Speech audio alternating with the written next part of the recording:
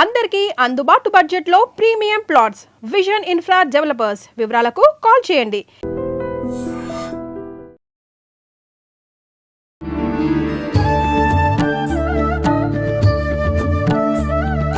నమస్కారం, welcome to I dream. ధర్మ మార్గం విత్ విజిత కార్యక్రమానికి స్వాగతం. ప్రస్తుతం మనతో పాటు ఉన్నారు ప్రముఖ ఆధ్యాత్మికవేత్త బట్టిప్రోలు విజయలక్ష్మి గారు. ఇప్పుడు అమ్మతో మాట్లాడి మరిన్ని విషయాలు తెలుసుకుందాం. నమస్కారం అమ్మా. నమస్కారం అమ్మా. అన్నా చెల్లెళ్ళు, అక్కా తమ్ముళ్ళ బంధానికి ప్రతీక రక్షాబంధన్.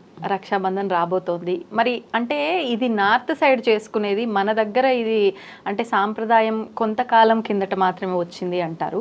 నిజంగా ఇది మనం జరుపుకోవడం ఎంతవరకు కరెక్ట్ అంటారు? చక్కగా జరుపుకోవచ్చు, తప్పేం లేదు. మన దగ్గర కూడా ఇప్పుడు కాదు, ఎప్పుడో ఉంది రక్షాబంధనం అని. మీరు ఏ పూజ చేసినా అక్కడ ఉన్న పురోహితుడు చేతికి రక్ష కడతాడా? అవును, కడుతున్నాడా? పురోహితుడు కట్టకపోతే పక్కన భర్త భార్య ఇద్దరు కలిసి ఉంటే మగవాళ్ళకి పురోహితుడు కడతాడు, ఆడవాళ్ళకి భర్తను కట్టమంటాడు. ఎడం చేతికి ఒకరు, కుడి చేతికి ఒకరు రక్ష కట్టుకుని ఇలా కూర్చుంటారు. కనుక రక్ష అనేది మనకి ఎప్పటి నుంచో ఉంది. నార్త్ ఇండియాలో వచ్చిన ఆచారం ఏంటంటే, ఆ రక్ష కట్టి ఆవిడ ఒక కోరిక కోరుకుంది పురుషోత్తముడిని, కనుక ఆ కోరిక ఆయన తీర్చాడు. తీర్చినందుకు ఆయనే ఇబ్బంది పడ్డాడు అనుకో, అది వేరే విషయం. ఆయనే కాదు, మొత్తం దేశాన్నే ఇబ్బందిలో కూడా పెట్టాడు. అయినప్పటికీ అలెగ్జాండర్ ఓడిపోయి వెళ్ళిపోయాడు. కానీ జోజితా వహి సికందర్ అని చెప్పేసుకుని తిరిగేస్తూ ఉంటారు. ఓడిపోయి వెళ్ళిపోయిన వాడు సికందర్, గెలిచిన వాడు కాదు. అది సరిగ్గా అందరూ చెప్పాలి, మాటి మాటికి చెప్పాలి. లేకపోతే అదే నిజం ఏది ప్రచారం చేస్తే అదే నిజం అనుకుంటాం కదా, అలా కాకుండా. ఇప్పుడు ఈ రక్ష కట్టడం అనేది అన్నదమ్ములు వాళ్ళకి అక్క చెల్లెళ్ళు కట్టడం అనేది ఒక సంప్రదాయంగా ఆ తర్వాత నుంచి అక్కడ మొదలైంది నార్త్ ఇండియాలో. నెమ్మదిగా ఇక్కడ వైపు కూడా వచ్చింది. విషయం మంచిదే కనుక, దాని వెనకాల ఉన్నటువంటి కాన్సెప్ట్, భావం మంచిదే కనుక ఒకళ్ళకొకళ్ళు రక్ష ఇవ్వటం అని. అంతేకాదు, ఈ రాఖీ రోజున అన్నదమ్ములు అక్క చెల్లెళ్ళ దగ్గరికి, అదే అక్క చెల్లెళ్ళు అన్నదమ్ముల ఇంటికి వెళ్ళి కడతారు. వీళ్ళే వెళ్తారు పుట్టింటికి కానీ, అన్న ఇంటికి కానీ, తమ్ముడింటికి కానీ. అదే బాహ్య దూజన్ ఒకటి ఉంది, దీపావళి తర్వాత వచ్చే ద్వితీయ. దానికి అన్నదమ్ములు చెల్లెళ్ళింటికి అక్కలింటికి వచ్చి చూసి వెళ్తారు. చూసి వాళ్ళ చేతి భోజనం తిని వెళ్తారు. అంటే సంవత్సరంలో ఒకసారి వీళ్ళు వెళ్ళండి, సంవత్సరంలో ఒకసారి వాళ్ళు రండి అనేటటువంటి ఒక నియమం మన పురాణాలు మనకి ఎప్పటి నుంచో పెట్టాయమ్మా. ఉంది, పురాణాలుగా ఉంది, చేయొచ్చు, వాళ్ళు వచ్చి చూసుకోవాలి అని. దీనినే ఈ రాఖీ పూర్ణిమ అంటారు, జంధ్యాల పూర్ణిమ అని కూడా అంటారు. ఈ జంధ్యాల పూర్ణిమలో ఒక ప్రత్యేకత ఏంటంటే, జంధ్యం ఉండేవాళ్ళు వర్గాలు కొన్ని ఉన్నాయి కదా. మామూలుగా మనకి ఉపనయనార్హత ఉన్నటువంటి వాళ్ళు బ్రాహ్మణ, క్షత్రియ, వైశ్యులు, ఆ 3 వర్గాల వాళ్ళు దాన్ని ఉపాకర్మ అంటారు. అదంటే ఏంటంటే, ఫస్ట్ యానివర్సరీ వస్తుంది కదా, మామూలుగా ఉపనయనాలన్నీ కూడా ఉత్తరాయణంలోనే చేయాలి. ఆ 4-5 నెలల్లోనే చేయాలి. మధ్యలో ఎందుకంటే 1 నెల పోతుంది, రాదు. ఆ సమయంలోనే చేయాలి.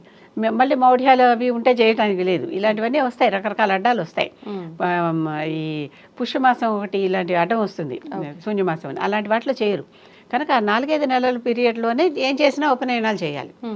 దక్షిణాయనంలో చెయ్యం. దక్షిణాయనంలో అప్పుడు చేసినటువంటిది అయినా మారుతుంది కదా, ఆ పాత జంధ్యాన్ని మార్చి మళ్ళీ కొత్త జంధ్యాన్ని వేస్తారు. మొదటిసారి ఈ సంవత్సరమే ఉపనయనం అయ్యి వచ్చిన వారికి కొంచెం ప్రత్యేకమైన కార్యక్రమం కూడా ఉంటుంది. అంటే వారికి జపం ఉంటుంది, హోమం ఉంటుంది. అంటే వీళ్ళు ఎప్పుడు చిన్నపిల్లలకే చేసేయటం అని, గర్భాష్టమి అంటే 7వ సంవత్సరంలో చేసేయాలి వాళ్ళకి.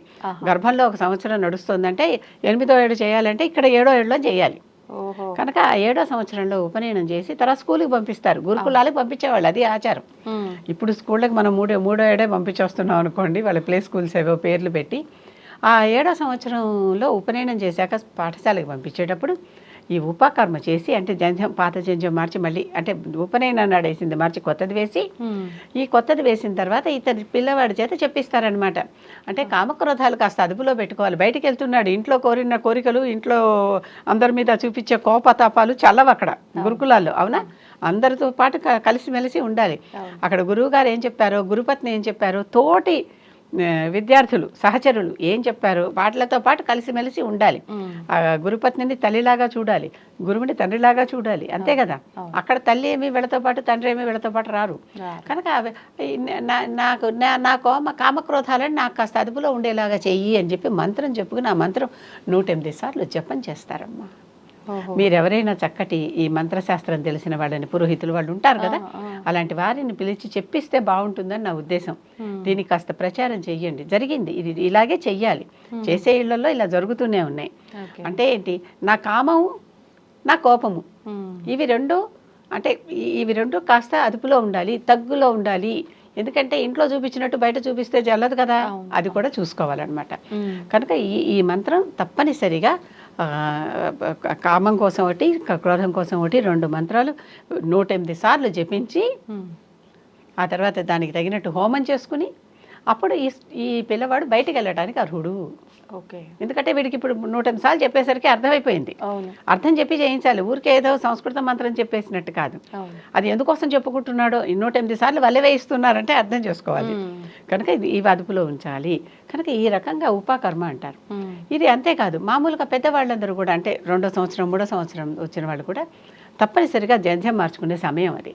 పాత జంధ్యాన్ని విసర్జించి, మరి ఇన్నాళ్ల పాటు ఒక దారం ఒంటి మీద ఉందంటే అన్నీ పట్టుతూ ఉంటాయి కదా, విసర్జించి కొత్తది వేసుకోవాలి. దాన్ని కూడా విసర్జించే పద్ధతి, తీసేసే మళ్ళీ కొత్తది వేసుకునే పద్ధతి, దానికి మంత్రాలు, వాటికి ఒక ప్రొసీజరు ఉంది. అంటే కొత్తది వేసుకున్నాకనే పాతది తీయాలమ్మా? కొత్తది వేసుకున్నాక పాతది తీయాలి. అవును, పాతది కూడా ఇలా తలలోంచి తీయకుండా కింద నుంచి తీయాలి. అవేవో కొన్ని పద్ధతులు ఉన్నాయి, జాగ్రత్తగా చేయాలి అవి. అవి ఇలాంటి ఎవరినైనా నాలాంటి వాళ్ళని కాకుండా అది ఆచరించేటటువంటి వారిని పిలిస్తే వారు చక్కగా మీకు ఇవన్నీ చెప్తారు, చేసి చూపిస్తారు కూడా. చూపిస్తే నలుగురికి ఇది ఉపయోగకరంగా ఉంటుంది, ఎడ్యుకేటివ్గా ఉంటుంది. అలాంటివి చేయించండి. ఇప్పుడు ఈ రకంగా అంతేకాదు, మధ్యలో మనకి రకరకాల అసౌజాలు వస్తాయి, ఎవరో పోవటమో ఇలాంటివేవో వస్తాయి కదా, అప్పుడు కూడా జంధ్యం మార్చుకోవటం ఉంటుంది. అప్పుడు కూడా ఇదే పద్ధతి. అంటే ఇంట్లో వాళ్ళు ఎవరైనా, ఇంట్లో వాళ్ళంటే మైలు వచ్చింది ఏదో, ఎవరో పోయినా కొంతమంది పోతే మనకి మైలలు వస్తాయి కదా, మరి ఇంట్లో వాళ్ళే పోకర్ల, మన కజిన్స్ కానీ మేనత్తలు, మేనమామలు, పిన్నులు అలాంటి ఉంటారు కదా, వాళ్ళందరూ ఎవరు పోయినా మనకి ఇలాగ అశౌచం వచ్చినప్పుడు తప్పనిసరిగా పాత తీసేసేయాలి, కొత్తది వేసుకోవాలి.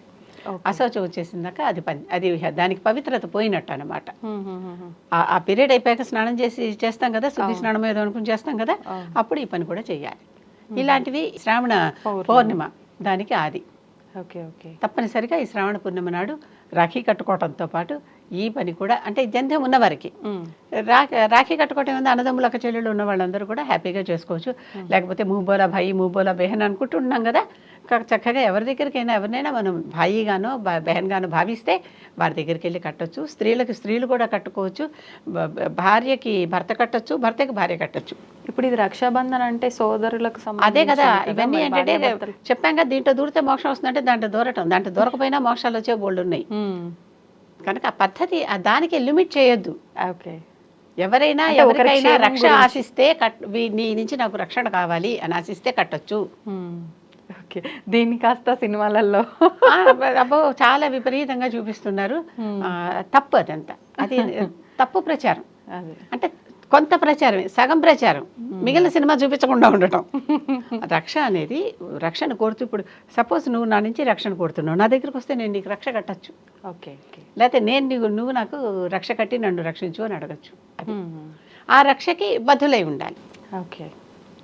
అది ఎప్పుడు తీయాలమ్మా? కొంతమంది ఆ రోజే తీసేస్తారు, చాలా ఎక్కువైన కొద్దీ ఇబ్బంది అవుతుంటే తీసేస్తాం ఇవి. ఎందుకంటే ఇవన్నీ దారాలతో చేసేవి, కొంతమంది బంగారు రక్షలు కూడా కడతారు, అలా పర్మనెంట్గా ఉండాలి అన్నట్లుగా. లోహంతో చేసినవి, వెండివి, బంగారంవి అలాంటివి కూడా కడతారు. అవి ఉంచుకున్నా పర్వాలేదు, బ్రాస్లెట్ లాగా వాడుకుంటూ ఉంటారు. కానీ సాధారణంగా ఏ తోరమైనా కూడా రక్షాబంధన విసర్జన విధి అని పూజాంతరం ఉంటుంది. ఏ పూజలో అయినా సరే, అమ్మా రక్ష ఇప్పక్కడ పెట్టండి అంటాడు పురోహితుడు. ఆ రక్ష ఇప్పక్కడ పెట్టాలి, అంతేగాని 10 రోజులు ఉంచుకుంటా 50 రోజులు ఉంచుకుంటాను అనేది కాదు. ప్రతి పూజలోనూ చిట్ట చివరిలో రక్షాబంధన విసర్జన విధి అని ఒక మంత్రం ఉంటుంది. అప్పుడు ఆ కట్టిన రక్ష తీసేసి పూజారే ఇప్పించేసి అప్పుడు దేవుడి కాళ్ళ దగ్గర పెట్టిస్తాడు. ఏ దేవతకు పూజిస్తే ఆ దేవతకి ప్రతి దాంట్లోనూ ఉంటుంది. ఇది పూజలాగా చేయటం లేదు కనుక. పూజలాగా అంటే కొంతమంది రాఖీ కట్టిన తర్వాత హారతి ఇస్తారు, బొట్టు పెడతారు, స్వీట్ తినిపిస్తారు, ఉన్నాయి. అలా చెయ్యాలమ్మా? మన నమ్మకమా? నమ్మకం కాదు, వాళ్ళకి దిష్టి తీసేస్తున్నాం. హారతి ఇవ్వటం అంటేనే అది వాళ్ళకి నజరుతారన, వాళ్ళకి ఉన్న దిష్టి తీసేస్తున్నాం. తీసేసి చక్కగా వాళ్ళకి బొట్టు పెట్టి ఇది చేయొచ్చు. చేయాలి, చేస్తే మంచిది, చేస్తే మంచిది. మనం వాళ్ళ ఇంటికి వెళ్ళినప్పుడు వాళ్ళకి ఇన్నాళ్ళుగా తగిలింది, అక్క కూడా నేను చెల్లి కూడా నేను నీకు అది దిష్టి తీసేస్తున్నా, నీకు ఇక నుంచి హాయిగా అంతా ఉంటుందని చెప్పడం, రక్ష కట్టడం, అన్న నువ్వు నాకు తోడుగా ఉండు, తమ్ముడు నువ్వు నాకు తోడుగా ఉండు అని చెప్పడమే. అంతే. అంతే. Okay, ధన్యవాదాలమ్మా. And for more videos, Please subscribe to iDream. Please subscribe to iDream. Please subscribe iDream. And please subscribe to iDream. For more videos, subscribe to iDream. please like, share and subscribe to the channel. Congratulations, iDream. Subscribe to iDream. Subscribe to iDream. So subscribe to iDream Media. iDream ki iDream team andarki huge congratulations. Please subscribe iDream Media. Please subscribe to iDream. Subscribe iDream. Please subscribe to iDream. iDream అంటే నా కళల ఛానల్ను subscribe చేసుకున్న నోరు తిరుగుతలేదు, మీరైతే గంట గుర్తు కొట్టండి. For more such videos, please subscribe to iDream. Subscribe to iDream. Please subscribe to iDream. Please subscribe iDream Media. Please do subscribe to iDream. Please subscribe to iDream Media. For best entertainment and information, please subscribe iDream. And don't forget to subscribe to iDream.